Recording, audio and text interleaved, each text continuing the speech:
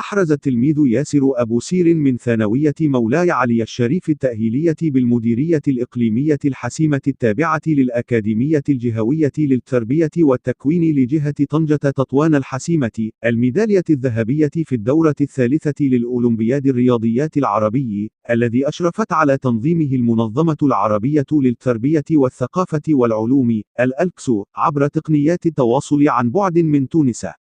وإلى جانب أبو سير، حصل 3 تلاميذ من مدن مغربية مختلفة على ميداليات فضية. جاء ذلك في بلاغ لوزارة التربية الوطنية والتعليم الأولي والرياضة نشرته عبر صفحته الرسمية بالفيسبوك، حيث أعلنت أن التلميذ ياسر أبو سير مثل المغرب إلى جانب 60 تلميذة وتلميذا من المتفوقين في الرياضيات ب15 دولة عربية.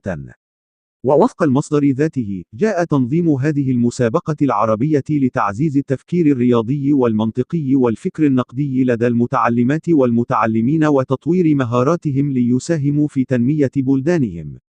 وأضاف أن المنظمة دأبت على تنظيم هذا الحدث سنويا على الصعيد العربي لتمكين التلاميذ من التباري والتنافس الشريف في مجال الرياضيات، ليعكس بذلك تألق المغرب في هذه المسابقة الدولية مدى نجاعة المنهاج الدراسي لتعليم الرياضيات ببلدنا، في ظل تنزيل ورش الإصلاح التربوية.